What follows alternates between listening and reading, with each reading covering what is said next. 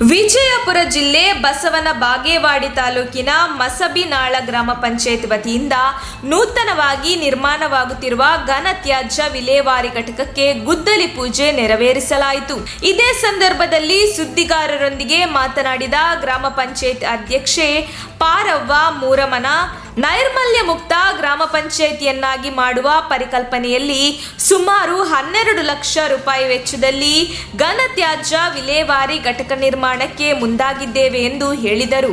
ಕಾರ್ಯಕ್ರಮದಲ್ಲಿ ಮಸಬಿನಾಳ ಗ್ರಾಮ ಪಂಚಾಯಿತಿಯ ಉಪಾಧ್ಯಕ್ಷರಾದ ಅಬ್ಬಾಸಾಬ, ಮಡಗೊಂಡ ಮಾಡುವ ಗ್ರಾಮ ಪಂಚಾಯತ್ ಸದಸ್ಯರಾದ ಶಿವಯ್ಯ ಹಿರೇಮಠ, ಬಸಲಿಂಗಯ್ಯ ಕೋಡಿಗೆಮಠ, ಶಂಕರ್ ಹಾರಿವಾಳ, ಗ್ರಾಮ ಪಂಚಾಯತ್ ಅಭಿವೃದ್ಧಿ ಅಧಿಕಾರಿಗಳಾದ ಜಿಬಿ ಕಲ್ಯಾಣಿ, ಭೀಮ್ ಭೈರವ ವಾಡಗಿ ಉಪಸ್ಥಿತರಿದ್ದರು. ನಮ್ಮ ತುಮಕೂರು ಮಾಧ್ಯಮದ ವಿಶೇಷ ಸುದ್ದಿಗಳನ್ನು ನಿರಂತರವಾಗಿ ಪಡೆದುಕೊಳ್ಳಲು ಚಾನೆಲ್ ಅನ್ನು ಸಬ್ಸ್ಕ್ರೈಬ್ ಮಾಡಿ.